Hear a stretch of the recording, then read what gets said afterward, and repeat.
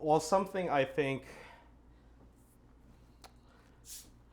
perhaps we could talk about sometime is how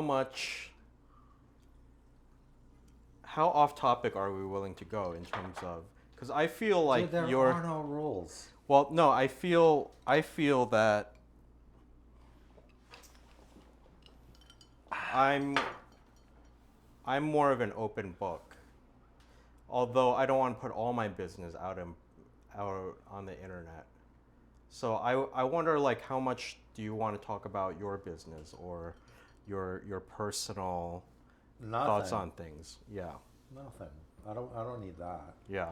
Yeah. If you want to, Cuz to me that's where the juice is, I think. really. For me, yeah. Cuz Well, building on the theme of the Vitruvian man, it's like, well, how do we integrate all of these things? And it is personal, right? How we decide to integrate all these different interests into our life. I mean, we can talk about how, like, the how I choose the decor of the Yeah. shop, or Yeah. how I choose to have my customers come in only 3 hours a day. Yeah. Like, why do I do these kind of things? Uh-huh.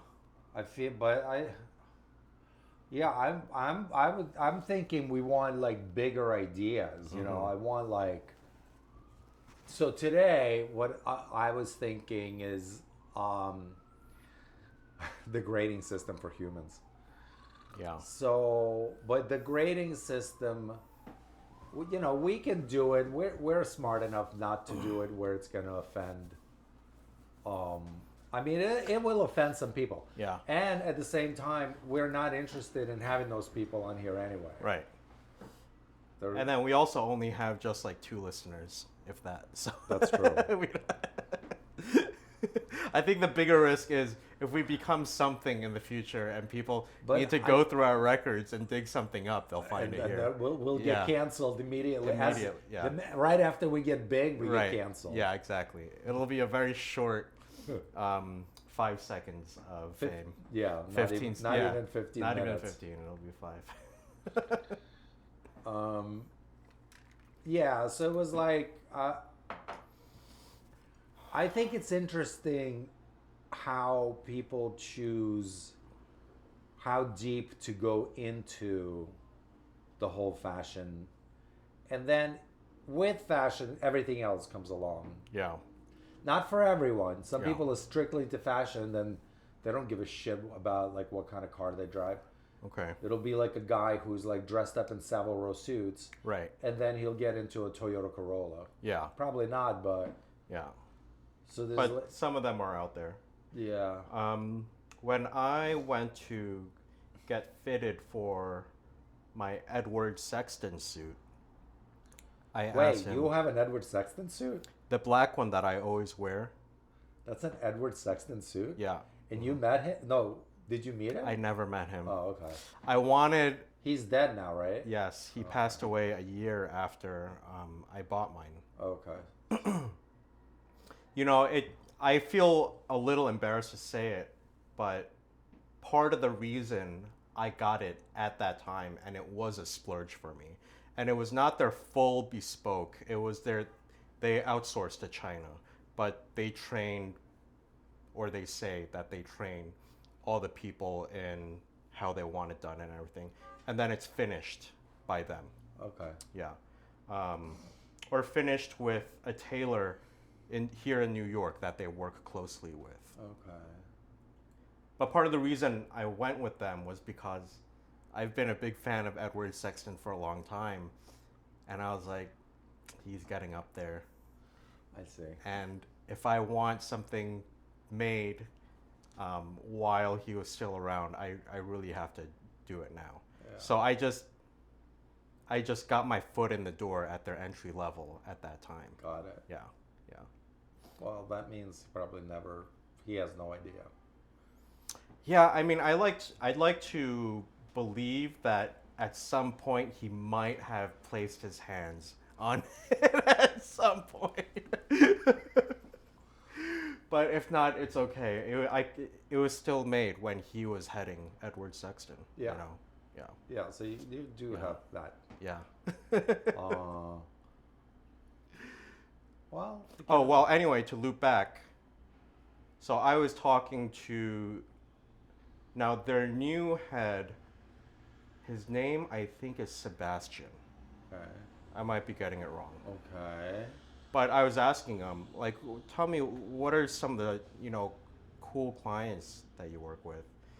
And he said one of them was somebody who was a lorry driver, a truck driver.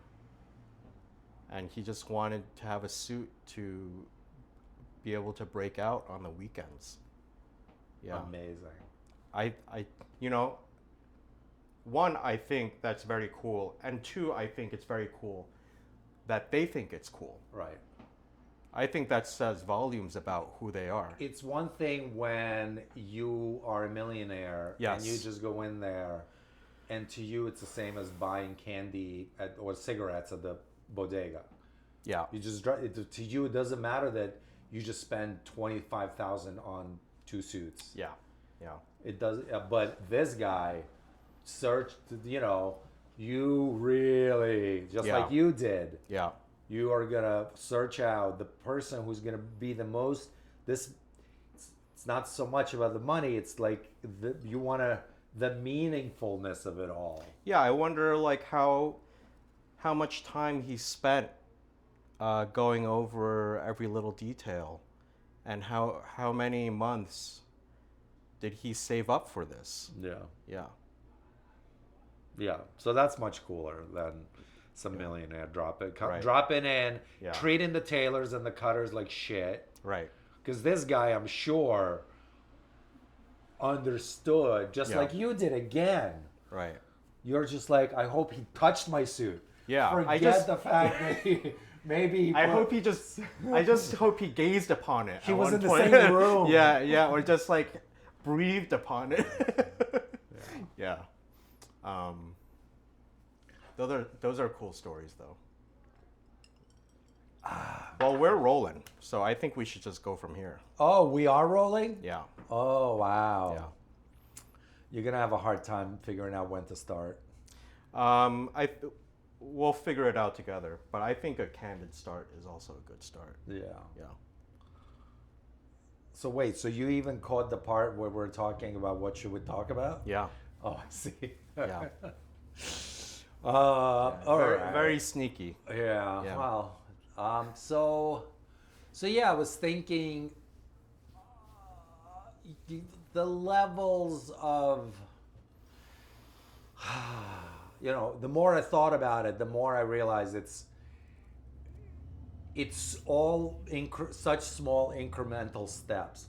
So you get, if you can have the big categories of people who are like, we'll start at the person who's just wants covering for his body. Yeah. And then at the end will be like the eccentric who will not go outside unless he has the exact right garments, the whole ensemble for the kind of weather that's outside and the kind of event he's going to. Everything has to be just so. Otherwise, he'll feel like half a man. Yeah.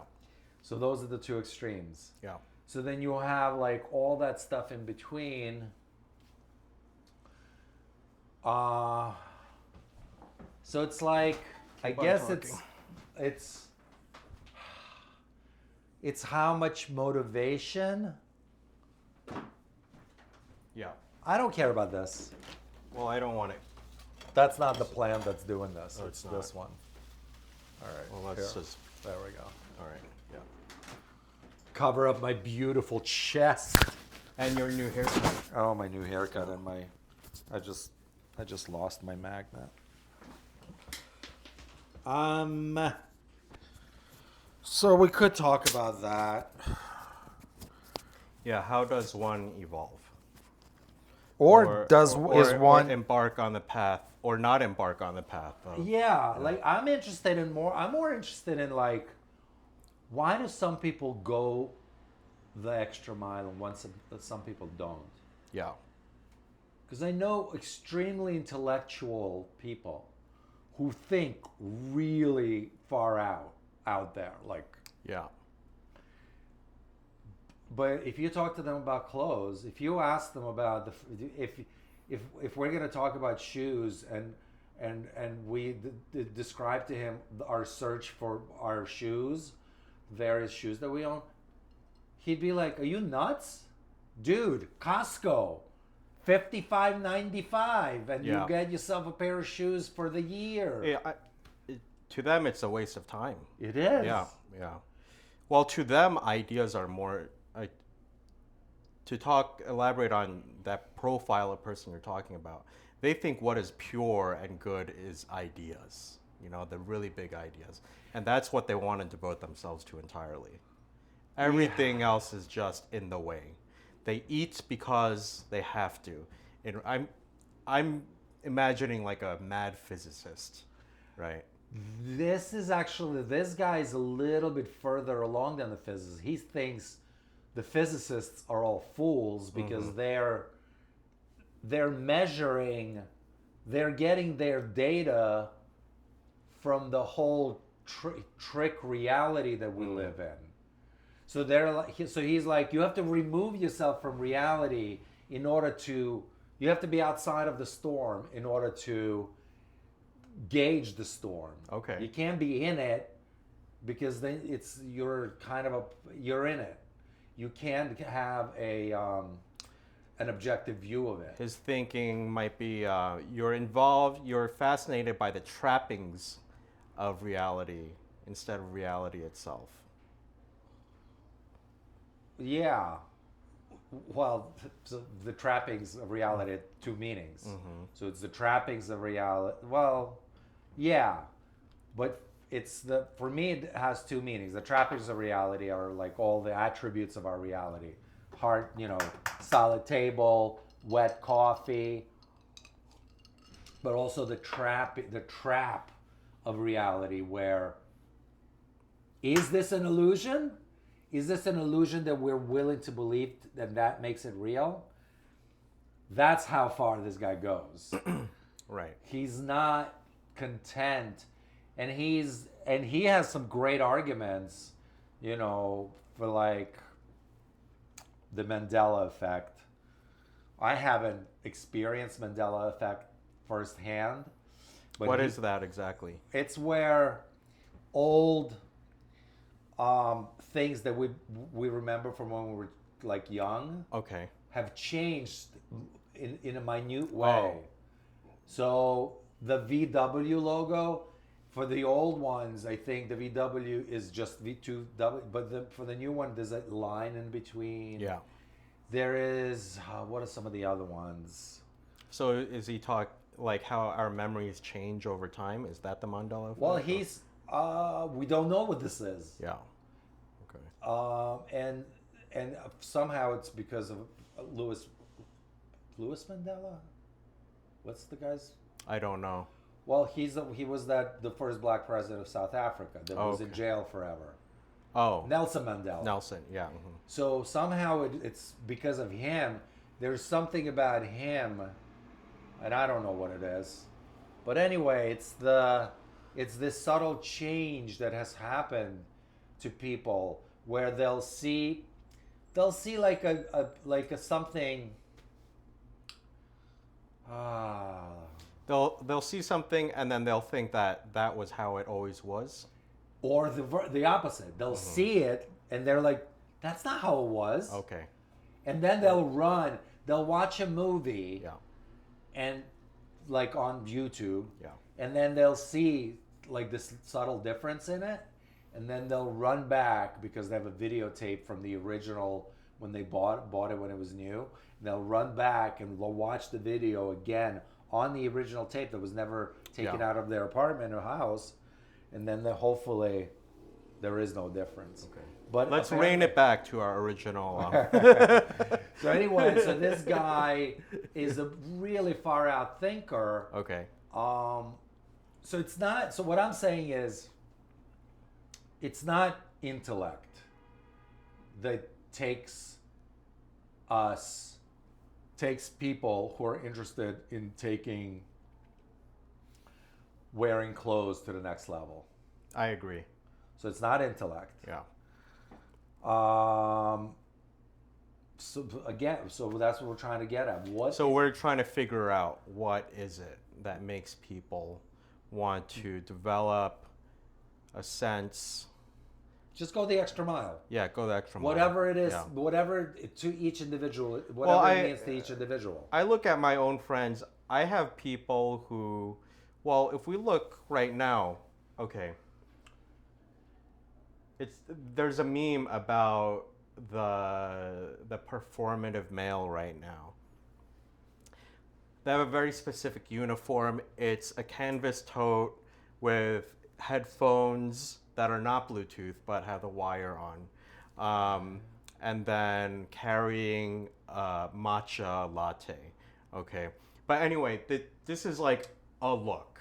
All right, so there are people who go after looks for the sole purpose of wanting attention from sexual mates, right? Okay. So I think that's one way people approach it.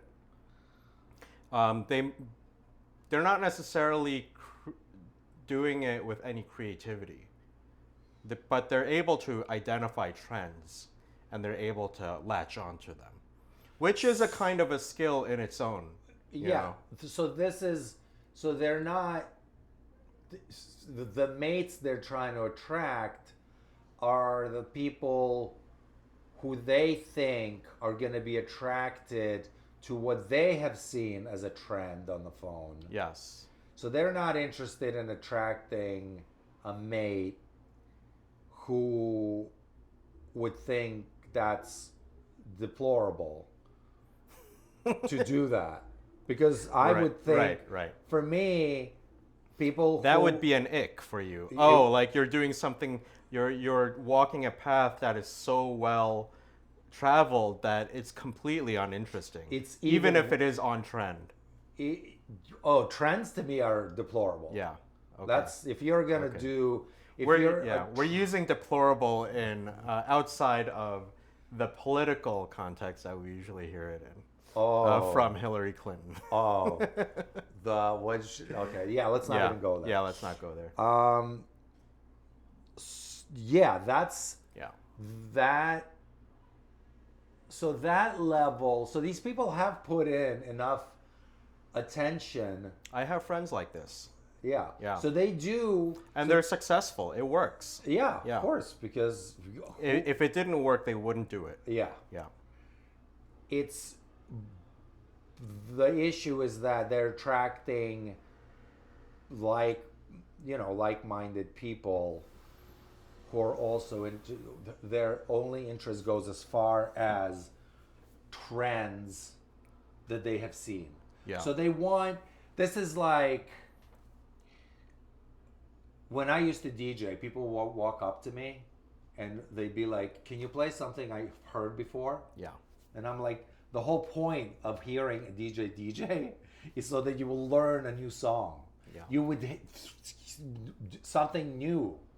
Yeah. You'll get someone who's devoted their whole life to searching out a library of music, and you're coming over here to ask me to be a jukebox that you could just put a quarter in and play the song that you want to hear. So that's what this is. I've never heard it put that way, but that's a human jukebox. Yeah. Yeah. Yeah. And so that's the same thing. This is people who they want that. They want things that they've seen before. Right. God forbid, it's one thing if you saw something on there and you're like, oh, I like it, but here's my version of it. My take on it. Yeah, my twist. But if you're going to go, what's the word? Not ad lib, but... To riff on it. No, you mean the opposite. Yeah. Verbatim. Verbatim. Yeah. If you're gonna just, and you're gonna put all this effort into this, Yeah. just to look like somebody that you saw on. I mean, I have customers here who come in and they'll bring a pair of pants in and they're like, this is what they did, this is how they showed it on the model. Can you do the same thing? And Yeah. I'm like, well, why don't we just play with it and use your eye and we can figure out what looks good on you. What if that length doesn't look good on you? You know, this reminds me of when skinny jeans were really in the 2000s. And the skinny jean look it comes from the heroin addicted rock stars who are wearing their girlfriend's jeans. And it looked on them because it looked good on them because they were rail thin. But to your point of saying, well, why don't we work with it? At that time, there were many people who did not work with it in the 2000s.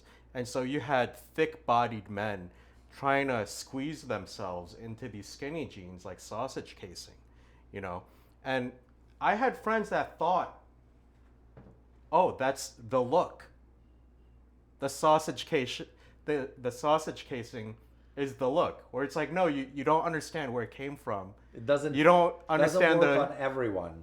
Does not work on everyone. You have to be a particular kind of right body type. Exactly. It's the Mick Jaggers, right? Yeah.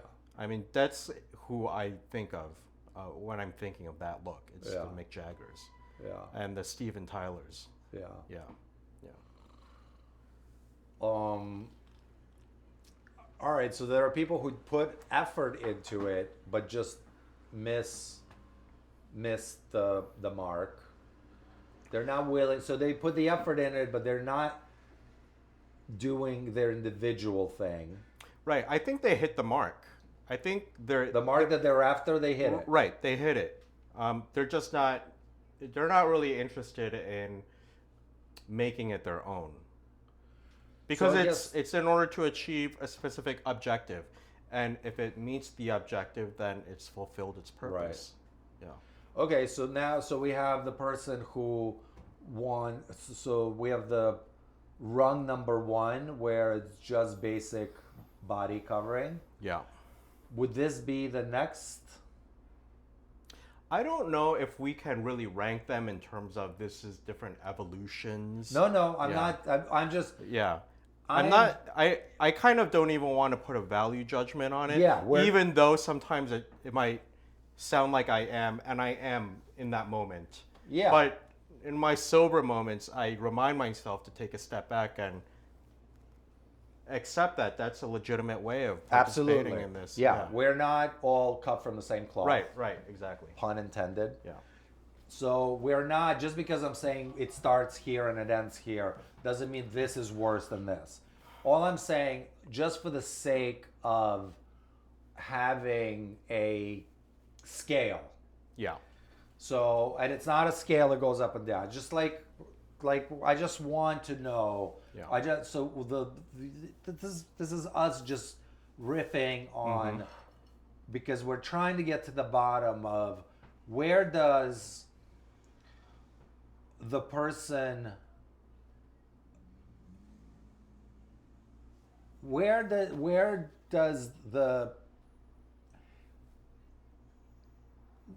does it take off to the point to where you are no longer a follower of fashion and you're sort of walking your own path? I think it comes down to creativity. Do you have that creative spark in you? Because you could say the same for, let's not talk about fashion, let's talk about cooking. Do you follow recipes? Or are you able to, oh, this was a good recipe, but I also have this lying around in the house. Exactly. Let's see how this works out. With this recipe. Right. Or with, I know these techniques, and I think some of this technique together might work on. Okay, so so it is a creative endeavor.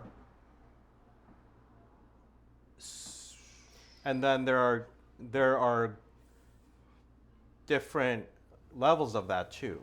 So you're a tailor, right? I'm somebody who who mixes and matches among the options I'm presented with. But you went the to develop a skill set where you could imagine your own things and create them from scratch. So you're not just working with what's presented to you. Well, I am, because I rarely make clothes for myself. I do it for a living, so there's no. I am going to make myself a snakeskin jacket. Yeah. I already have the snakeskin. All of these things came up, so I couldn't do it. There you go. But we're good, exactly. Yeah. But I already have the snakeskin. I have the pattern. All we have to do, Natalie and I, is she's gonna cut it out. She's gonna make the pattern for me. She's gonna cut it out, and I'm gonna put it together. So that is happening. But yeah, I also work basically. I can play around with fit a little bit, just like you. You bring stuff here to play around with fit. Right. But I work with what's out there. And I've also kind of. So this is another aspect of it. There is this fascination, admiration, love of history. So I like wearing certain old pieces that are icons of fashion history. Yeah. So recently I've been buying Paul Stewart pants. Amazing fit, great workmanship. So his pants, for me, for my body type, work really great. Yeah. I've always worn Gucci loafers. So that's kind of what I play with. And I've simplified over the years. I've gone through the whole gamut of crazy rock star garments to crazy, like Natalie used to call it homeless chic. I would do all sorts of crazy, like piling on of layers, and but now I've grown up to this very basic, and I play within those parameters. And it's enough for me. I've also kind of, I'd like to get, I like the fact that I've gotten to a point where I don't have to think about it that much. Yeah. Like just really hit it right on the head with the simple thing and just look classic. Yeah. I feel like you're kind of in the same boat. Kind of, yeah. You're not. I like classic silhouettes. If I could get away with it, I would like to be able to pull off white tee, jeans, loafers every day. But I just need to get my fitness up to the level where that looks good. Yeah. I mean, Marlon Brando in the Streetcar Named Desire. Yeah, that's exactly it. He was not exactly No, skinny in that. No, he was not skinny, but it was of that time. It was a working man's body. Yeah. There was that working man's body. Well, I think I hide my stomach pretty well because I know what clothes I need to wear in order to hide it. All right. But that's exactly the look. Marlon Brando, James Dean, and then also the racer, the gentleman racer. Oh yeah, Steve McQueen. Yeah, Steve McQueen. It's a classic look. Yeah, it's a classic. I guess they all had their little subtle. Marlon Brando, so he was, because of the Wild One, he had the shot jacket. But McQueen, because he was an actual motorcycle racer and car racer, had his jackets made, and he had more of a cafe racer look than the Marlon. This two same kind of world, motorcycles. Yeah. But then you got then James Dean, Well, there was Rebel Without a Cause, which I guess is kind of there was a little racing in there, um, but himself in real life, he was also a motorsports enthusiast. Oh, was he? He died I mean, in a he Porsche. died. Yeah, he did die in that. Yeah. Yeah. Uh, yeah. For some reason, it automatically pops into my head the whole. You've seen Quadrophenia, the movie? No. So it's where the rockers, the motorcycle guys, the greasers, if you want to. This is in Britain. Yeah. Versus the mods. Okay. So the motorcycle guys with their Nortons and the BSAs and the Triumphs versus the Lambrettas and the and the Vespas. Yeah. And Sting plays a major part. He doesn't have the main role in it, but he plays like what a role he's got in that. Really? Yeah, he works. It's kind of interesting. So he works at a posh hotel. So it's this epic battle. I think it's based on a true story. It's this battle between the rockers and the motorcycle guys at Brighton, which is that resorty, beachy. I don't even know where it is exactly, on which coast of England. But so they all go there, and a big fight breaks out over, someone starts something. And anyway, Sting plays the coolest of the mods. It's the Lambrettas with like 5,000 mirrors and 5,000 headlights. Yeah. You've seen those, right? I think so. So he's got the coolest one. Okay. And then our hero finds out that he's not this working class. But he is working class, but he works for this posh hotel just to pay for his Lambretta. So he's not like, he doesn't have grease under his nails. He's this sort of panders to the man. Right. So is he like just a poser? Right. Even though all the chicks dig him.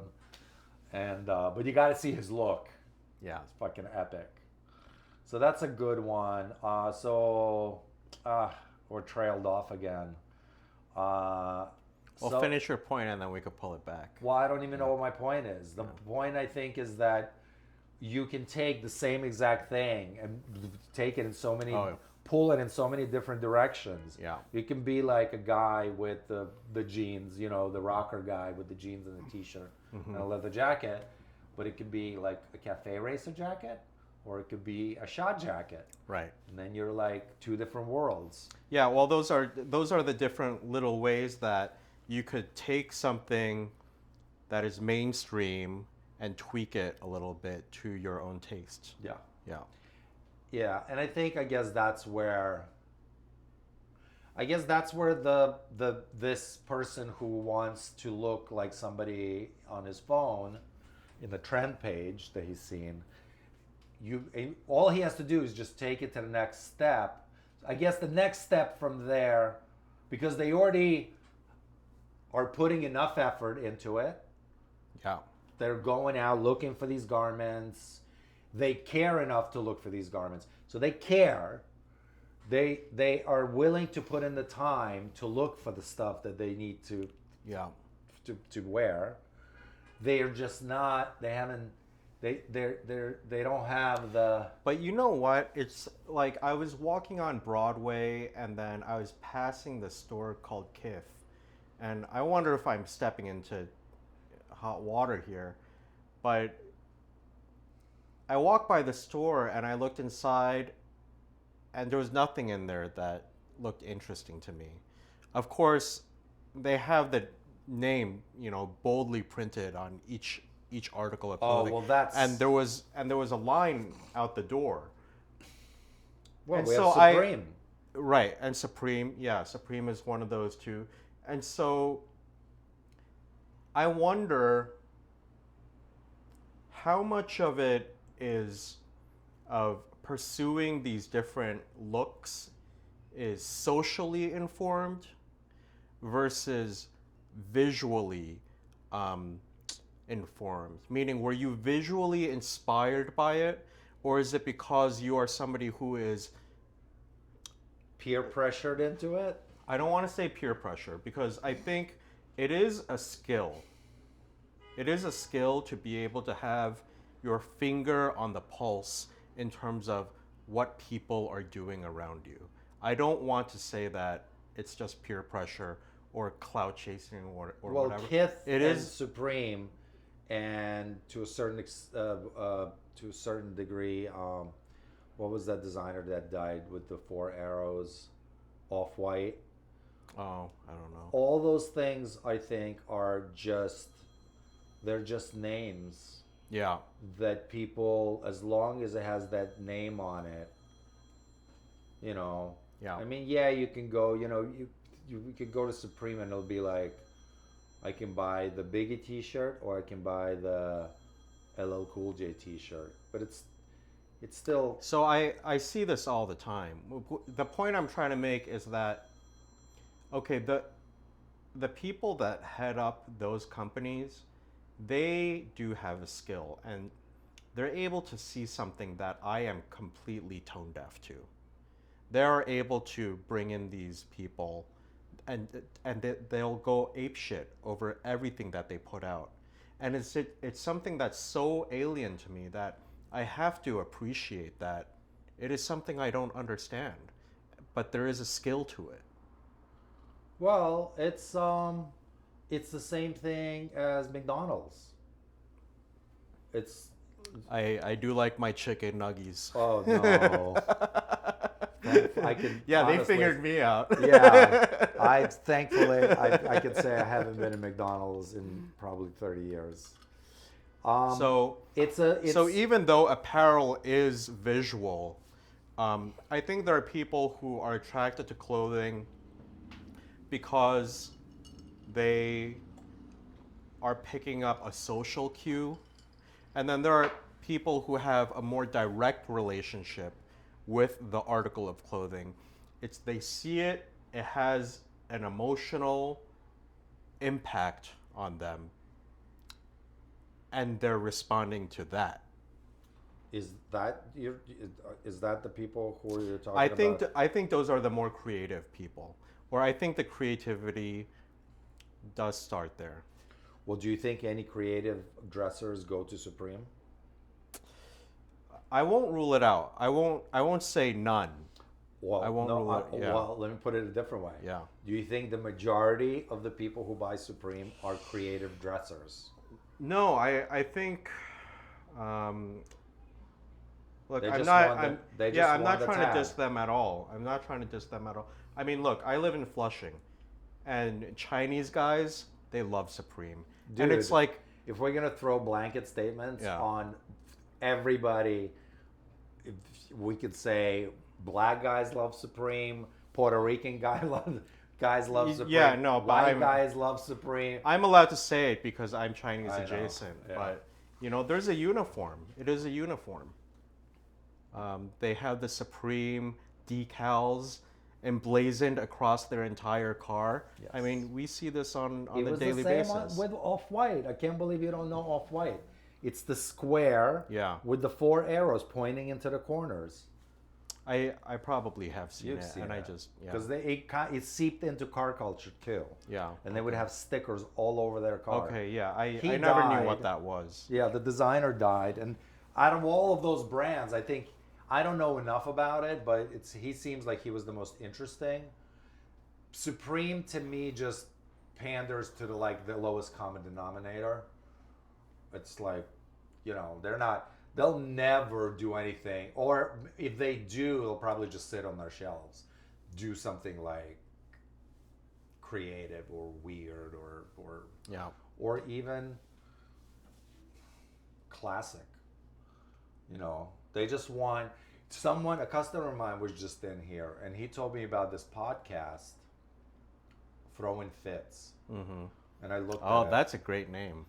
It is good, but Oh, okay. guys, I'm sorry. All right. I looked at your shit. All right. We've entered into the world of podcast beef now. Anyway, I really had high hopes for it. Yeah. And then I looked at it and it was just Okay. terrible. It's All right. vulgar.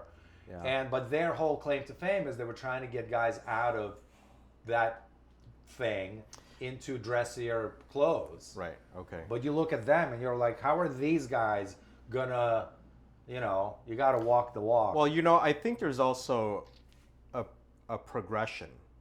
You know, um, sometimes sometimes a trend, even though it is a trend, it's somebody's first foray into. It's a baby step towards. Yes. Actually, here, let's talk about that. The how do you get the bug? Yeah. Does you have to be susceptible, I think. You have Susceptible to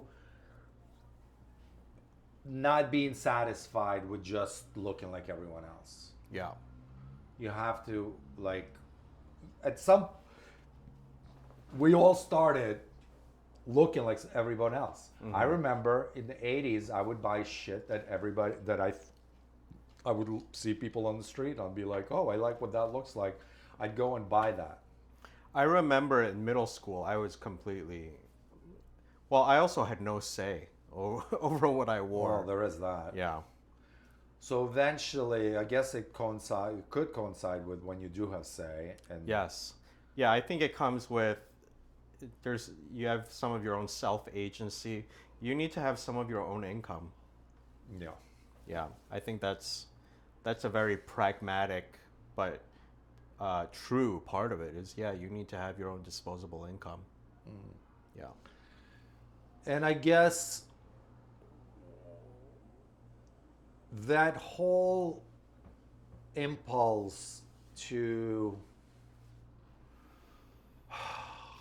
for us, it was in high school. I remember that there were two factions actually in my high school. There was the rockers, Okay. to which I belonged. I was in a picture. They did a story in our school newspaper of all the different cliques of people. Really? And I was in the picture, even though I was a total dweeb at the time. But I had the shot jacket. Yeah. So it was two other guys and me, and we had the jackets, and we were there. They took a picture of us. Then there was the Cousins. The guys, Cousins. I don't know, but it makes sense. It's a takeoff of cuisine. It's like cuisine, even though that's a French word, but it's usually Italians Yeah. who were into disco. And so they were more like preppy, I would say. Okay. Maybe the members only jackets, the Sergio Valente jeans that I wear now religiously for work. Yeah. That was that. Okay. They wore those. Oh, so in your later years, you joined the dark side. Oh, I joined the dark side because I was a musical nomad. Yeah. The rock thing, because I never really delved too deep into it. The 20 bands that everybody listened to, the Led Zeppelins, the Pink Floyds, the Who. Thank God I never listened to the Grateful Dead. All those bands, the common denominator bands, the Black Sabbath. I had a Black Sabbath cover band.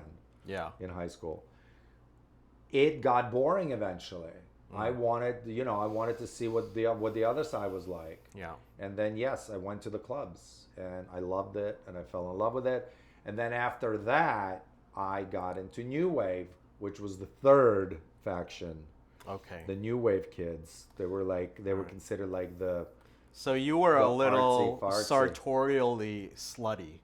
Oh, completely. Yeah. I definitely, and I think it's definitely one of my strengths is that early on, I didn't feel like I had an allegiance to any of them anyway. Because I never really felt like I belonged anywhere anyway. I was like an immigrant. I was trying to fit in. Yeah. At one point I was that guy. Whatever the trend of the moment was, I was wearing it. Right. I was just being like whatever all my friends were wearing. I'm wearing that too. Right. Which I think that's a really strong impulse when you're young, is to want to be able to fit in and be accepted and make friends. Be a part of, I mean, to be a part of a group, Yeah. that is a huge human impulse. Yes.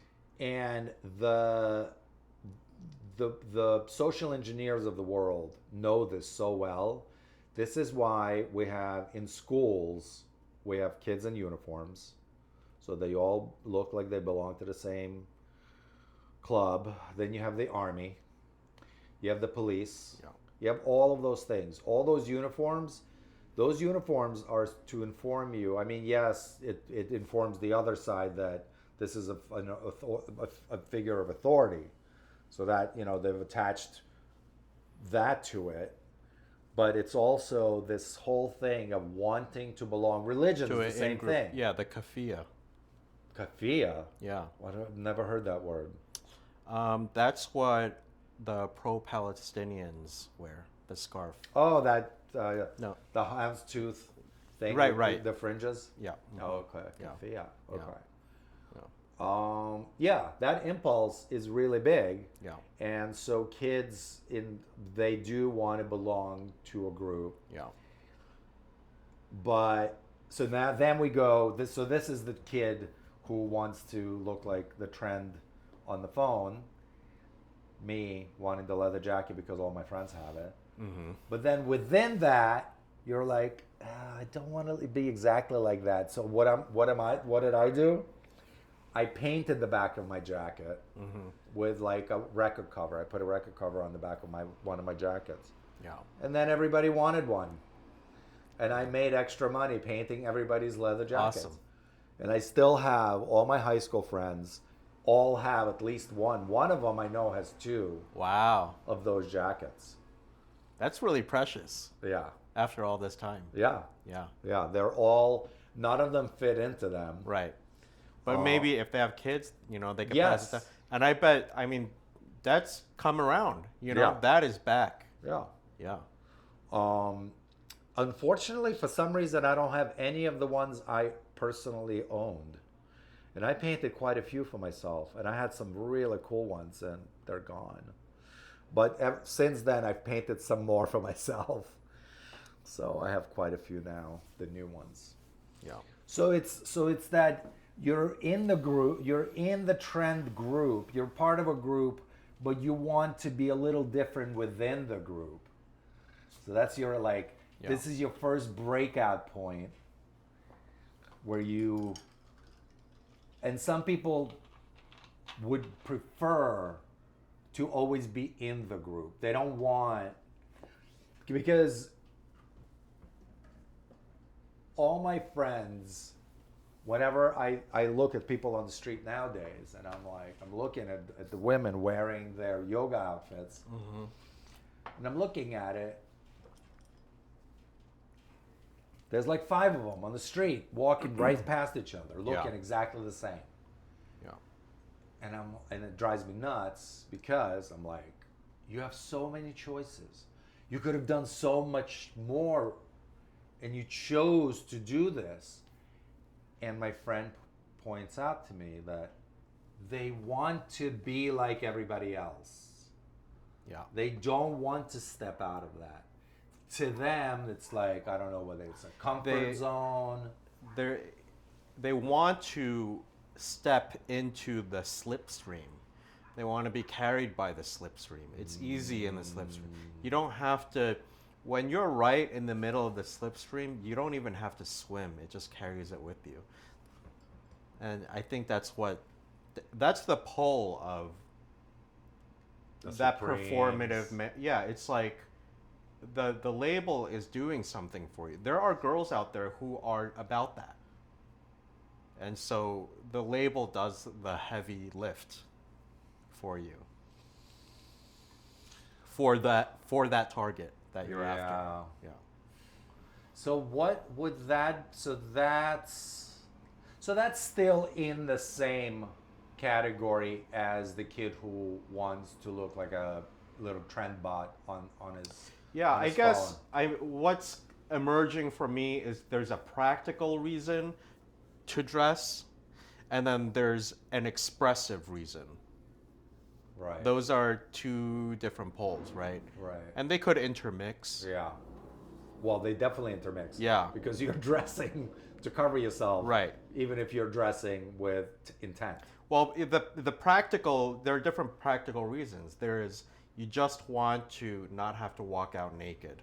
And in order for you to have a day-to-day existence where people are not, it's just the bare minimum of satisfying society's expectations of you. Another practical reason is that social acceptance, say you're a middle schooler that you're after. Another, to attract attraction from the opposite sex. That's also a practical reason. Yeah. Yeah. But you're attracting, so with that attraction thing, as we covered a little bit Well, before. we're messaging. If you're dressing yourself in a creative way, you're more likely to attract creative people. Right. Right. And if you're dressing like a basic bitch, You're going to attract that. Yeah, you're gonna attract basic bitches. Yeah. Yeah. So, the people who do dress like a basic bitch and think they're doing that with the intent. The intent is there. This is not the bare minimal people. Mm-hmm. This is the ones that There's are some effort there. Yeah, they did the effort, Yeah. but they're still dressing like the basic bitch, and they want to. They're not aspiring to attract like cool artsy people. They're attracting the same. So their threshold. So they've cut themselves off at. They're like, this is as far as I'm gonna go. I don't think they've even cut themselves off from everything. I think these are people who the way they perceive the world is that they get signal from whatever is generating the most noise. So their reality is determined by what they see the most of. So they are the so so they are the social engineers out there. We talked about it in the beginning of the first fashion episode, where we've showed how after the Industrial Revolution began and they could mass produce clothes where they had tons and tons of suits and they had to sell it to the masses. Right. And they had to sell the same thing to the masses. So they had to engineer the need for that so that everybody would go out and buy it. So this group is they're the perfect consumer for the industrial machine. Yeah, I would tend to agree. I like to think of it, humans are social animals, but everyone has their own little niche, right? But if you look at an ant colony, not everyone's the queen, and not everyone's a worker, and not everyone's a soldier. Yeah. The bulk of the ants are worker ants. And then you have a few that are the soldiers, and then you have the queen above, right? I don't think society could function with too many creatives. Don't forget the queen's attendants. And the queen's attendants. Yeah. So, that's where I would be about. Yeah. So everyone has their role, but that we need the workers. We need the basics. They're the glue that makes everything function. They bring continuity and stability and security to the system. Now, we might not value that as much as creatives, right? Until they're not there anymore. until those worker ants are not there anymore. So the point I'm trying to drive home is that I think it's easy to underappreciate them until our plumbing stops working. Fair enough. And our banking system falls apart, and our legal system falls apart. Okay. Yeah. So I don't want to denigrate So them. we just have to lower our expectations for a certain segment We just, of the I population. think we need to accept that they're not built like us. Yeah. They're built in different ways, Yeah. Well, and they have their own strengths. so Yeah. that's fine and dandy. I Yeah. understand that. Yeah. So what I want to understand is that line. I want to define the line of Yeah. of separation. Yeah. Okay. I keep on, in my mind, I keep on coming back to this Myers-Briggs way of looking at the world. So there are some people who are much more tactile, and they're not as creative. They need to see something has been done before in order for them to do it. Okay. And then there are other people who are more abstract. They're a little more intuitive. They're able to imagine things that have not been done before. So these are the people who are able to take inspiration from different places, like you were talking about, with even when you joined the Rockers, the other group. the cuisines. Yeah. But did you bring a little rocker influence to them? That you never lose rocker. Yeah, well, so there you go. I've already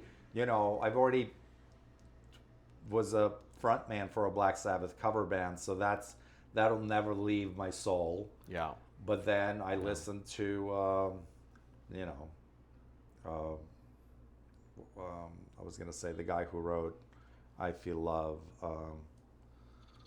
Jeez, I can't believe the Italian disco guy.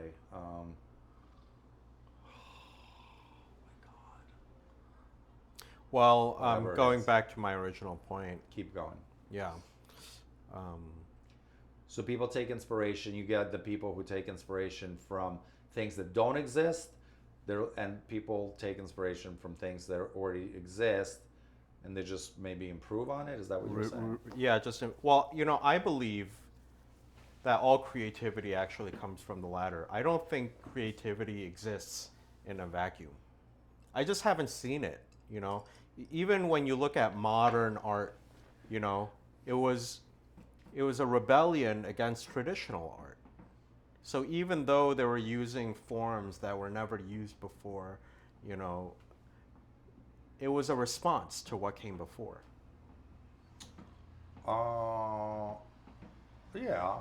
Yeah, but that doesn't mean that it's not. It was brand new. Just because it's a response, they pulled something out of a vacuum. It never existed before. The drip painting that Pollock did. Yeah, but I guess what I'm trying to get at is I don't imagine if we were to start with a blank slate universe, can something come from nothing? No. Yeah, that's what I mean. No. That's why I don't believe in evolution. Right. Well, we've had this conversation before. Here, something for the people to chew on. Well, a lot of people just close to the browser. I know. They're just like, oh, this guy doesn't believe in evolution. What a fuck Yahoo. Yeah. He doesn't know that. Yeah, are you some fucking Luddite? Are you backwards? Next, you're going to tell me that you believe in God. Well, I do believe in the Creator. Yeah. Not the literary gods that we have been, given the cute little books that they've written for us. I think there is a swing back towards that direction. Which? Towards um, a belief not just in God or spirituality, but I think with Gen Z or whoever comes after Gen Z, there is going to be a rise in religiosity. But I don't want to sidetrack us more than I already have. We can just sidetrack. What the hell?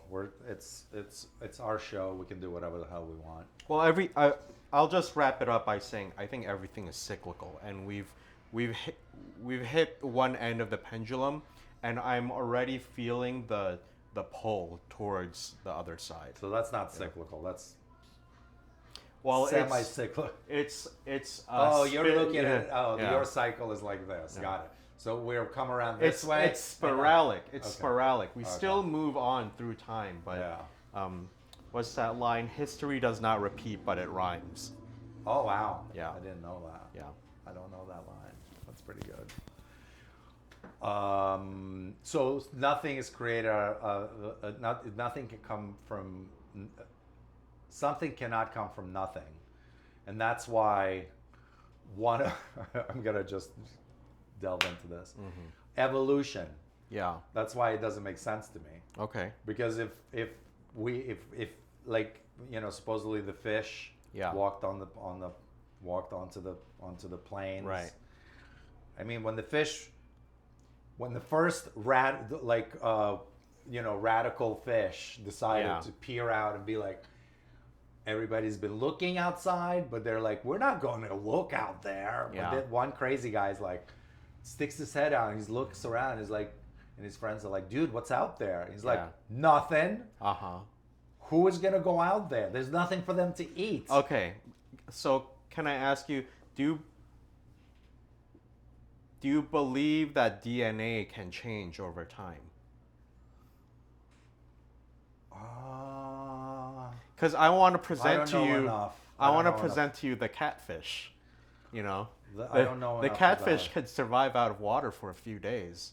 It could live in mud, under the baking sun. Yeah, that's a few days, man. Yeah, but we're talking about enough time to grow legs and to learn how to breathe air. Right. That's not a few days. But what I'm saying is, you start with that, and you present the catfish a couple of million years to adapt in an environment where, hey, water is really hard to come by, but you can't find any bigger body of water. You just got to deal with this or die.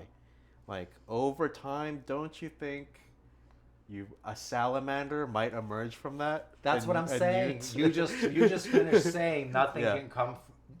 Something can come from nothing. Right. So you can't all of a sudden start building gills when there were none before. Or you can't start growing feet and fingers Right. where there were none before. But, okay, well, first, I think we need to ask ourselves whether we want to pursue this topic on this podcast. On this podcast. No. People can add comments. Because there's a part of me that wants to bite, but then there's another part of me that wants to... No, this is a whole other... Right. That's a whole other philosophical... Well, I think it's useful for the audience to see that we disagree on this. Or maybe we definitely don't. disagree on this. Okay. Yeah. I feel it's a very... For me, it's a very... it's a fun disagreement because you're not and I am not a Well, dogmatic. neither of us are taking it personally. Yeah, Like- we're not dogmatic. I'm not starting my own religion. I'm not asking everyone to give up their evolution theories. It's just this is just like everything else. We're not trying to make fun of anyone. Maybe a little bit here and there, but this is just a conversation to hopefully deepen our understanding of some of these behaviors that we're watching. Yeah. That'll help us because some of this stuff drives me nuts. The yoga suits as clothing, Right. one, and I want to understand it a little bit.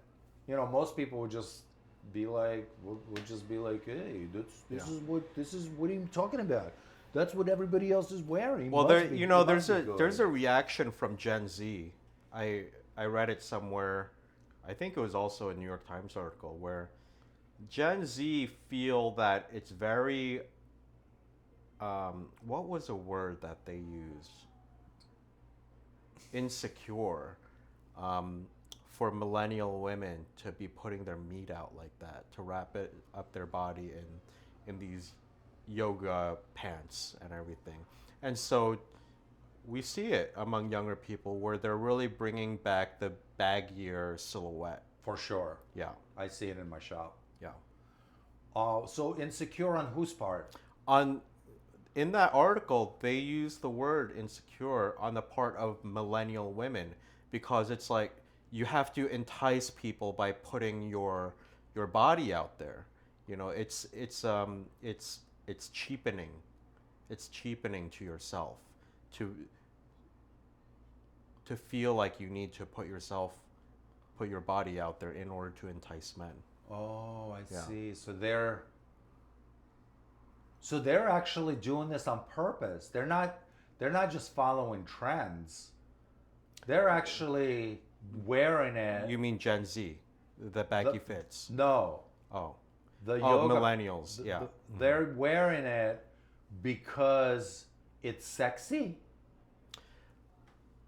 I think there's overlap. I think there are women who feel it's just easy. It's just easy. There is definitely that. Yeah. I was speaking to one of my customers, Yeah. and she brought something in that needed to be fixed. It was a Right. Lululemon Yeah. thing. And I asked her why she wears it, and she said it's easy. Yeah. So I think for a lot of millennial women, they've been wearing these for 15 years. It's no longer a statement. But I think for the first year, when everyone was breaking it out, it was kind of a statement. It was kind of put your ass out there, and it's isn't it kind of like yeah, they're flirting with the line, right? It's a form-fitting article of clothing that shows your entire anatomy with just a sheer half millimeter thick layer of fabric. Yeah. And I mean, I won't say I don't enjoy it, seeing it on occasion. Um, Yeah, unfortunately, Yeah. when you have someone with a great body right. wearing it, Yeah, I do look. you Yeah. can't help but look at it. Right. Yeah, a nice then- firm butt. Yeah, and then you're like, and then you look at it and you're like, oh, Yeah. It's not when I'm wearing my best fit and I'm walking down the street with the partner that I imagine, I'm not imagining them in Lululemons. oh my God. Maybe if it's I won't say there's no place for it because I have exes that I adored that did wear Lululemons. But it's more of like a Sunday going to the laundromat type thing. Or we were out for a run, an actual run. Well, those two Yeah. maybe are not the run for sure. I guess you can do it. I still prefer a jogging suit, Yeah.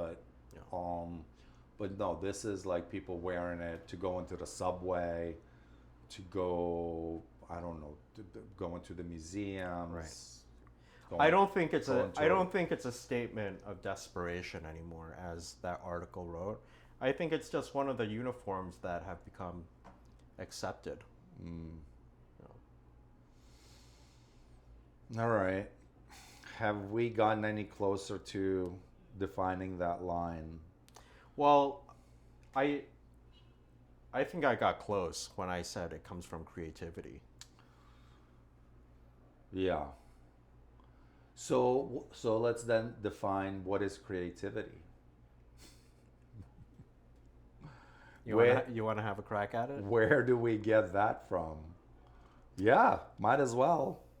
This is what this is. This is exactly why I wanted to do this. I think it goes back to what I was saying about our human ecosystem and everyone filling in their niche. the creative people are a niche. They are the people that, Push us forward. yeah, why invite cars when horses are perfectly good? Why light the night when We you should be know, sleeping. when we should be sleeping? Yeah. Why invent the gas engine when we have horses or we have Yeah. steam? Why electricity when whale blubber it does just fine? Yeah. It's an imagination. It's a type of thirst. It's a vision that needs to be fulfilled. Is it a thirst? So I said to push humanity forward. But then you get, you take atomic energy and look where it got us. You give humanity. I'm pro-nuclear, so maybe that's another area where we disagree. I'm pro-nuclear as long as it's used to give us free energy and not to bomb people. Yeah. Okay, so we're on the same page. So that's what I'm saying. Are humans ready for some of these creative? I believe we are in a constant state of becoming, of bloom. I believe this is where I get a little poetic, but I feel like we're in a perpetual state of spring. Even when it feels like winter, it is a process of unfolding. And so whatever technologies we introduce, we just figure it out as we go. We muddle along.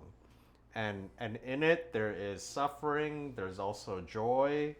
But it's a process that cannot be stopped. And we manage the best that we can. And you think it's a natural process? I do. It's not social engineering. I do think it's a natural Facebook was process. not invented to spy on us. Facebook was invented to No, keep in touch with your mom and dad. It could be both. Yeah. But what do you think was the initial impulse for Facebook? I think Do you the think Zuck saw a big opportunity. He Oh, wanted please, to if you're going to seize tell on it. me that you think the Zuck invented Facebook, you're definitely... Well, I know he didn't invent it. He stole it from some other guys. No. It's All right, this is another point of divergence. Yeah, You think the lizard people created it? Well, that's the lowest common denominator. Was that a low blow? Argument.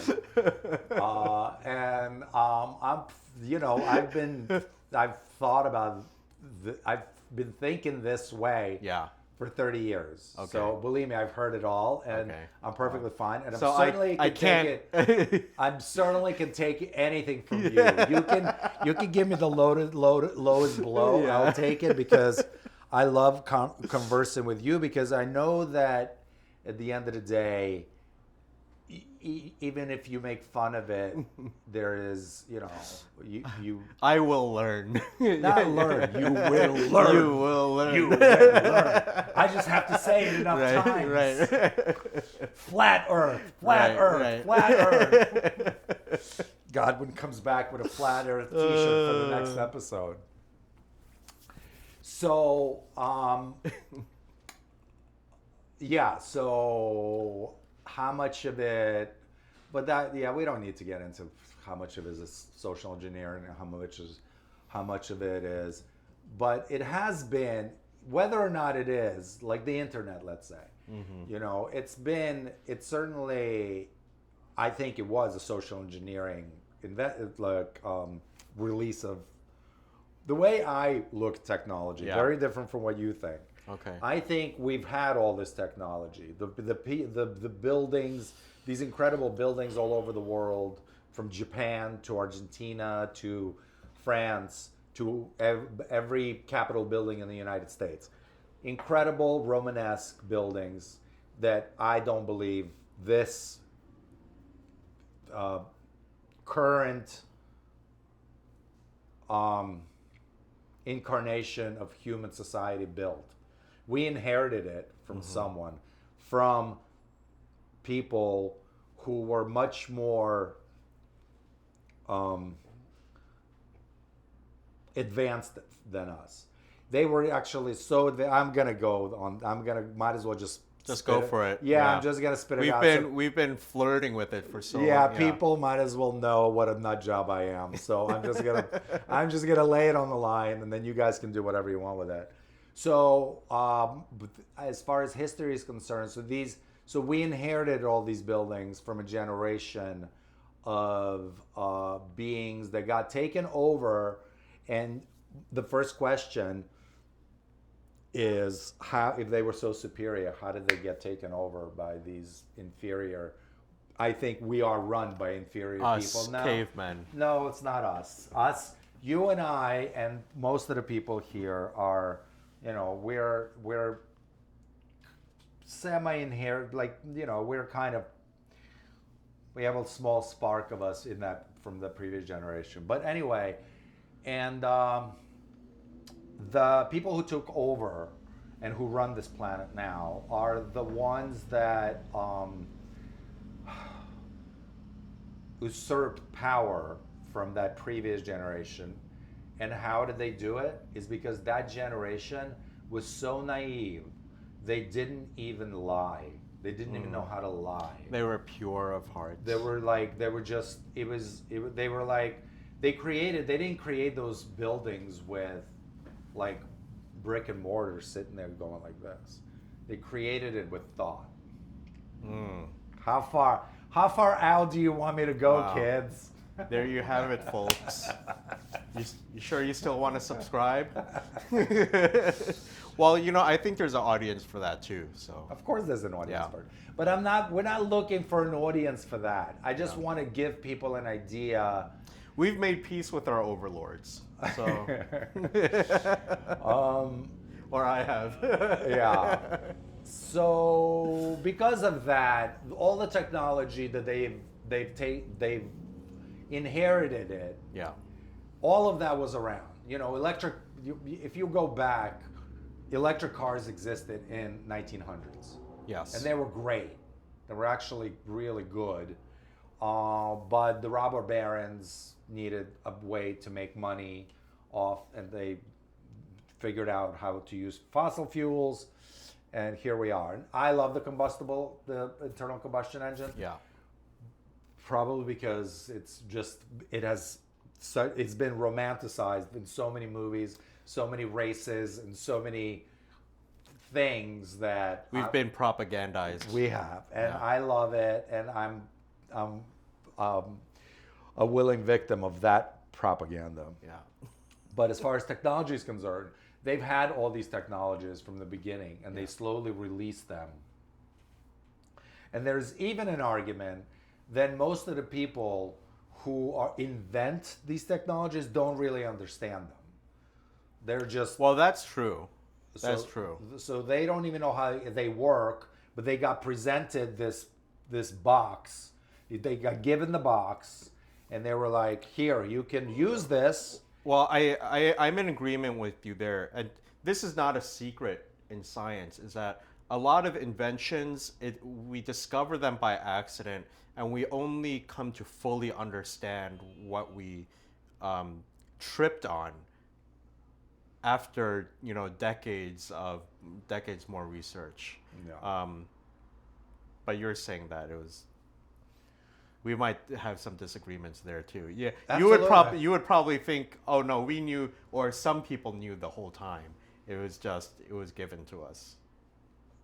Yes, Yeah. that is exactly what I'm saying. Yeah. I'm saying, and trust me, I'll be the first to say that I know how far out there this theory is. But guess what? So are all the other theories that have come down from history, and eventually people come around and they're like, oh, that wound up to be true. So don't completely dismiss it. And if you do dismiss it, then you are most likely have been so programmed that you're not able to even conceive other ideas. We might be the only podcast that goes out of our way to insult our one or two subscribers. So yeah, the technology, good, bad, whatever, they release it to us, and we do get to enjoy. The internet has certainly been a freaking windfall of information. Yeah. So, and Well, I think so it enlightened a lot of people. the little dorky example that I draw on to say that we didn't really understand, or there are a lot of technologies we don't understand until years later, is when my engine blew, I did a deep dive into lubrication. And so the way that bearings spin or rotate in a coat of oil that is entrapped in, A pan.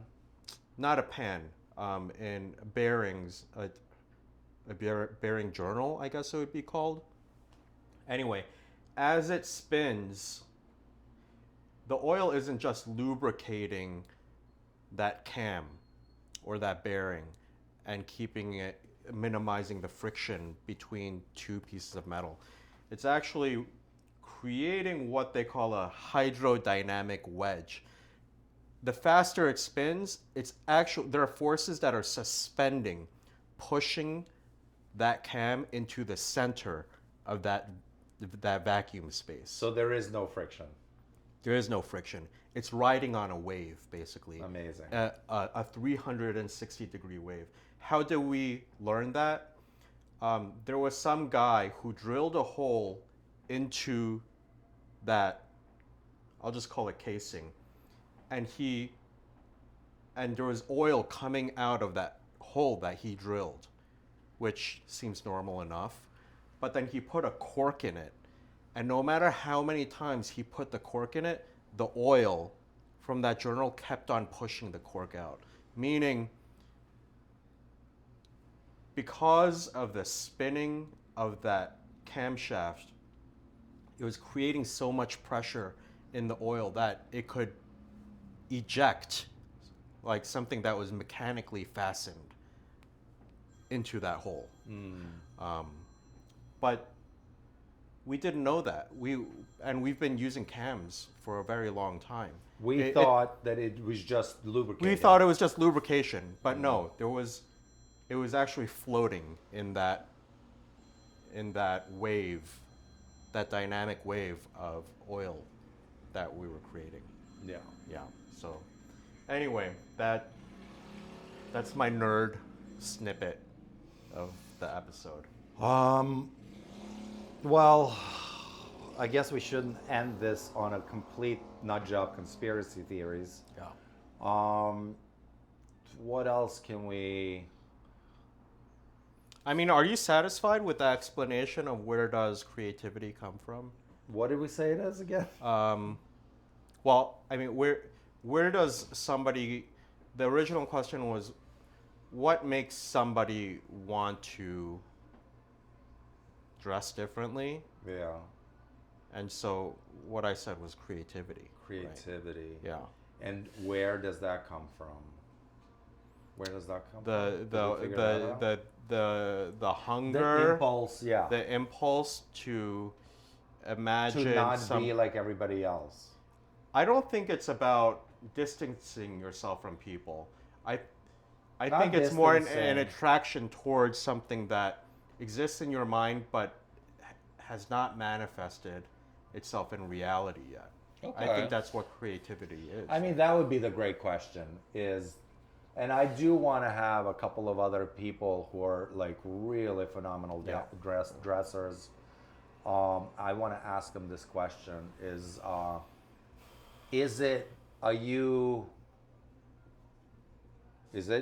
you trying to distance yourself from the masses, or are you simply on your own personal journey and the masses are irrelevant to you? It's probably a little of both, Yeah. you know. Yeah. You break out on your first creative impulse and now you're better than everyone else. Now you're holding yourself above everyone else, and there could be a process like that. Yeah. Yeah. Yeah, I'm glad that I think what we got out of this episode is we are not better, we're just different. Yeah. So that's really important to me, Yeah. so that I don't have to drive myself nuts looking at people out there Yeah. looking like idiots. And I think there was a time where I would just pay lip service to that, but as I get older, I've really come to internalize that I really am no better than other people around me. It really is just different. It's just different. Yeah, it's just a different approach Yeah. to life. Yeah. Yeah. I guess it's such a for us it's such the impulse is so strong to do what we do in our dressing, but not just dressing, in all of our endeavors in life. That I'm blown away that it's not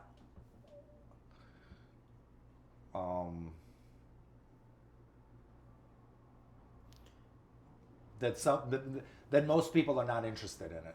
That most people just say, "Oh, this is good. I'm good right here. I'm good. Yeah. I'm good." I'd But rather they just may go, find fulfillment in other areas of life that maybe that we're not so good at. probably Yeah. like Yeah. baseball Yeah. or poker Mm-hmm. or what else? What other endeavors? They and- probably or- know every MVP player in football. Right. They I probably mean, know. it doesn't need to just be that. I mean, it could be like they might be really excellent communicators. They might be good writers. You know. can't be a good writer if you just fucking cut yourself off right here. You mean, well, are we talking about people who dress? You can't be a good writer and dress yourself like a slob. A lot of the best writers were slobs. You're right. You're Yeah. right. You're right. God. So it's not creativity. It's not creativity. What do you mean?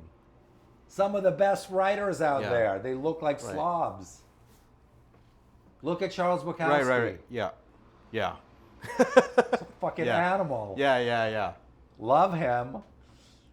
So you could be creative in different domains. Just because you're creative in one domain does not mean you're creative in another domain. So, okay. Yeah. So now you and I have decided that our endeavor, our creative endeavor is this, it's like a 10-prong. We're not satisfied with just Charles Bukowski. He just wants to drink and write fucked up stories. Poetry. He's Yeah. done. Mhm. You and I, we want to dress well. Well, you're not even interested in, I was going to say eat well. I know you want to eat I do well. enjoy good food. Yeah. Yeah. Interesting cars. Yeah. Interesting people. I like to be around interesting people. Do you tolerate, how high or low tolerance do you have for, I still play nice. you have to. We're surrounded. We're like, Yeah. we're surrounded by the worker ants. Yeah. So you play nice, but how high of a tolerance do you let them into your personal circle? Well, just because I play nice, I do value my personal time, so So you don't. I don't let them trespass too much. Yeah. Generally, yeah. There is something to be said. If you rub up against that world, it kind of reminds you just like another. I mean, we could see it outside every day, so we don't really need to rub our shoulders with Yeah. it too much. But keeps you grounded, keeps you kind of, yeah, it keeps you kind of grounded. You know, I do like straight shooters, and then even though I seem like a nice guy to a lot of people, I do like straight shooters even if they are a bit of an asshole, because I feel like, okay, I'm getting you. Yes, Yeah. yes, yes, yes. Yeah. Yeah, they're not speaking in things they heard on Twitter or whatever. Right, They're right. not Yeah. speaking it, the jargon of the moment. Yeah. Because you get to, actually, I watched that movie. They did it a little bit in the, what was that one with the family that ran he was like the Rupert Murdoch. He ran a TV station, and he had two sons, or three sons, and a daughter. And This is a movie? it's a series, Okay. and the kids Succession? Succession. Yeah. And the kids spoke this like hip sort of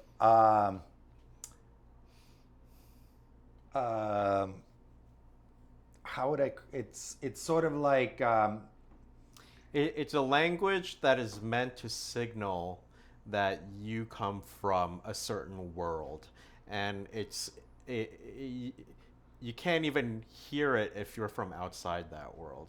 And but if you make a trespass among one of those unspoken rules, it shows that you are not of right. their echelon in society. Yeah. Yeah. Yeah, it's almost like legalese. Yeah, yeah, it's an in group, out group. Yeah. Like, I remember because in this show, it's like somebody was dating a girl, but she had a huge bag. Yes. And it's like, what do you need such a big bag for? What are you putting in it? Right. Yeah. So yeah. But that. Where was I going with this? This whole. Oh, they were speaking. Yeah. There. It was. They. I guess maybe this is how they communicate, because the same lingo was spoken in this movie that we saw, and it was the 5 richest tech bros Okay. got holed up in one of their not hideaways, but whatever. The poorest guy in the bunch, who was a mere like only had $2 billion, and they got together, and the world was falling apart, and they spoke that same type of thing. And I guess when you're on that level, maybe you do speak that way. But what I'm saying is, people tend to put airs or speak a certain way just because they think this is like. But a straightforward, when you hear someone speaking that way, you're like, dude, why are you douching out? Just say things the way, straightforward. And so straight shooters, Yeah. they can be a douchebag, but at least they're straight shooters. Yeah. I actually, I think I get along with assholes pretty well. I mean, that's an art form. Yeah. If you can, because you can always extract something good from every situation. You can learn, because I think this is one of the, we probably have this in common, that we try to learn from every situation we're faced with.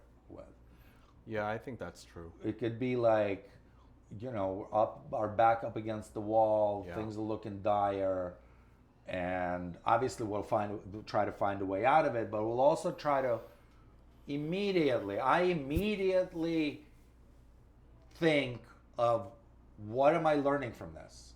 Why am I in this situation? What am I learning from it?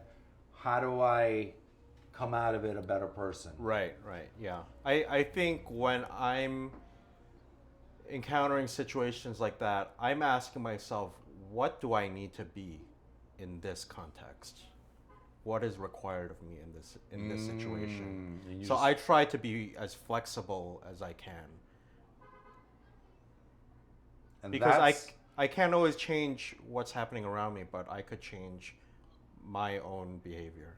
which is freaking insane, considering that most people are, they can only be what they see on their phone. Yeah. I think this is a great attribute if you want to grow, is this malleability. Right.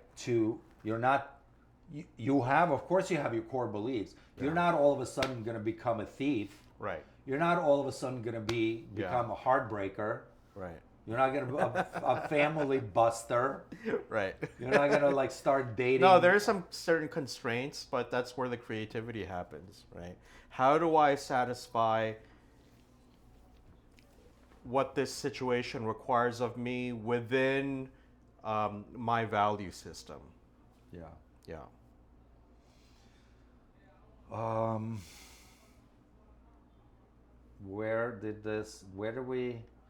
did we arrive at this? Oh, creativity. And we were on the fact that you could be creative, but still a slob. In different domains. Yeah. Yeah. So we're back on this line is back on the drawing board. It's still nebulous now, because we thought that it was just if you're creative, it's automatically you're going to be. I don't think it's that nebulous. A good dresser. I think it's Or just an interesting dresser.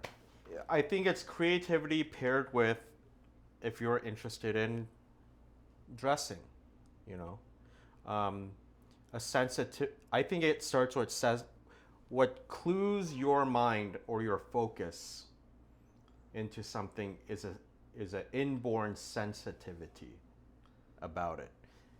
If you are visually sensitive to picking up on how people dress and how they move through space, that's another dimension. Okay, but that's what clues you into. You can't improve on something you're not sensitive to. So you see what I'm saying?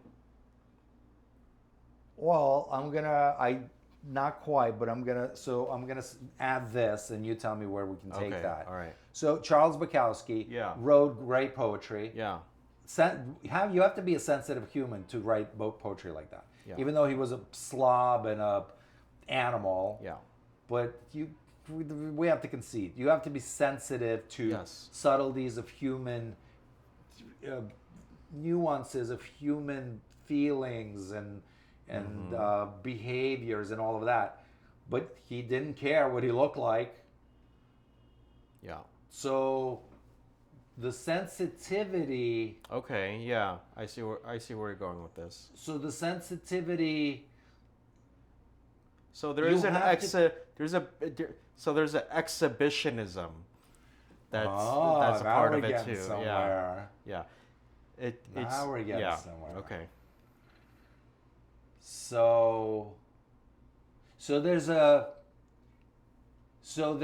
like a peacocky element. I mean, would you fess up to that? Absolutely. Yeah. Yeah, I love.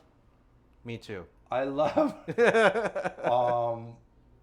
people admiring how I put an outfit together. Right.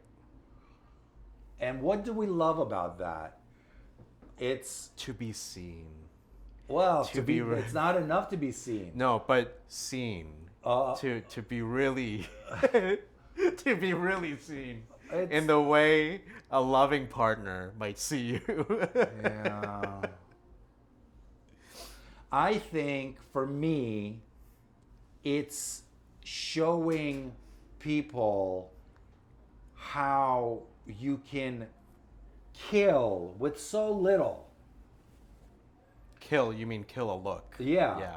A smoldering. Yeah, fit. with so little. It just takes effort. It takes, I know it takes a lot more than that. It takes years of building up your sensibilities and knowledge of history and but then you distill it after all of that experimenting and all of that, looking at things, whether it's movies, whether it's people in rock bands, Which, incidentally, to me, rock bands I've never really, I don't know that many musicians. I don't know. David Bowie. He was like almost like a clown. I mean, I'm thinking, I'm kind of like, Robert Plant with his open shirt and the tight jeans. It's great. I mean, Jimmy Page in that, he wore that thing with the snake, with the dragon embroidered on his leg. I forgot whether it was a two-piece suit. That was pretty amazing. I should gather these images and put them in this episode. We haven't done any editing to these episodes, but I don't think we as you should. bring up these names, People can just no, it'll be good. Yeah, okay. You could do your own research, but as far as, I mean, if we're gonna, well, anyway, so the Peacock. So we finally have gotten. I think it's because we probably didn't want to admit to ourselves that it's something that shallow. Yes. That it's an exhibitionist. Yes, we're getting analytical, psychoanalytical. Yeah, and this is why I wanted to do this. Yeah. I wanted to. So it's it might be different for other people. Yeah. Because we've already figured out that some people can do it because, and we do it too, to create their own reality, to create an image of yourself as a person living in this bubble, this reality. You drive a 1973 car, Right. dressed a certain way, going to certain places. Yes, I am chasing an image. Meaning, because the reason I kept on saying sensitivity before too is sometimes I'm out with a friend and I see something that it just strikes me as wow. Lady in a red dress, ooh. And it goes over their head, your friends. And for other people, they just don't respond to it at all. But it's seared into my memory. Yeah. So there's certain images that are seared into my memory, and there's an exhibitionism with it. It's like, man, what if I could, be that person that brings that image to other people? Yeah. Inspire them to the greatness of something as silly as dressing. I have, on our last trip, when my wife and I went on that trip from Milan to Marseille, a driving trip, we were in Saint-Tropez, and we were at the market, and I bought like 300 euros worth of soap, because Marseille is famous for soap, and Saint-Tropez is right there. So there's this vendor, and he was selling it at really reasonable prices. And it was bright and early in the morning, and there was this older woman, like grandma almost, but she was, goddamn, she had such a thing going on, and it wasn't anything. It wasn't anything major. She had her, like, I don't even remember. I wish I would have taken a picture, but she had her hair like swept up like this in a bandana. She wore a orange blouse, and I don't even remember, but it was just so subtly great. And this was like her, she didn't sit there and figure this out. She obviously threw this on. Yeah. This Effortless. is her life. Yeah. This is her life. It's not any work for her. This is how. And this is why when I look at all these Lululemon people, I'm like, why can't everybody dress this way? It would be such a delicious world. Yeah, what a treat it would be to walk out into the streets of Williamsburg and see a tapestry. It used to be like that. Yeah. It used to be like that, and well, you went into that whole story. I remember in the most mundane of places, I went to Costco like a few weeks ago, and I saw this just completely elegant looking woman buying vitamins in the vitamin aisle, but I could not take my eyes off of her. nothing revealing or anything, but like a perfect bob, and then some tasteful jewelry. I think like a pencil, those that type of pencil pant that the greasers' girlfriends would wear. Oh yeah. Yeah, yeah. That to me, it's an image. It strikes you like a painting. Yeah. So I think that's because I've been struck by that sort of image before. That's what draws me to want to recreate something like that. Right. So it's so we're creating, and I hate to use this word because it's so overused today, but we're creating iconic images for ourselves first and foremost, but also it's our gift to our reality. Yeah, if we might be so bold. Yeah, It's right. our attempt at recreating our reality at large, not our personal reality. Yeah. Our personal reality already is there. Yeah. When we walk out the door of our apartments, wearing whatever we're wearing, feeling like we've put something together that we like, we've already created. There's a air around us Right. that is like, you're like everything around you is like a film noir, or a Steve McQueen movie, or a whatever great iconic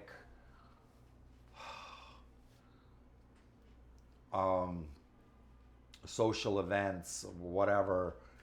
So we do it to kind of influence our reality, and Yeah. hopefully to I think so. inspire other people. It's like if you were to make a comparison of what you wear versus how you greet somebody. There's your run of the mill good morning, and then there's another way of greeting somebody that is an actual attempt at communication that really comes from, hey, really, how are you doing? Right. Yeah, what have you been up to? Um, and so I think, in a way, if we're talking about clothing as expression and exhibition, you are presenting to something to the world that came from something that moved you. You're saying, look, this is what moved me today. And so I think in an elaborate kind of way, it is an invitation to, when I go out, what I don't like is people, what I don't want is like effusive, oh wow, like what a fit, or if anything, this is going to sound really pretentious, but I think I just want a soft appreciation of what I'm wearing. I don't want to stop people in their tracks, and I also don't want it to get in the way of my interaction with you. Yeah. That's not what your car says. Well, the car is something else. Yeah. Sorry to interject that. No, I mean I actually think it's true of the car too. I would love for it to start a conversation, Yeah. but I don't want it to be this after our interaction to be the center of our conversation Right. going It's forward. just a facet of a much Right. bigger picture. Yeah, yeah. Yeah. Wow. So we're exhibitionists. We're attention seekers. We're enlightened exhibitionists. attention seekers. Enlightened attention seekers. Oh my god. Yeah. This is what we're leaving it at that. Yeah, let's do that. Yeah, I we're think leaving it at that's that. a good note. And then who knows where we're gonna we'll see what happens next. Hopefully we'll have one comment about this We love to hear comments. Anyway, thank you for watching. My name is Arthur. Godwin. We'll see you on the next episode of the Vitruvian Gentlemen. Till next time. That was a long episode. You press this? Yep.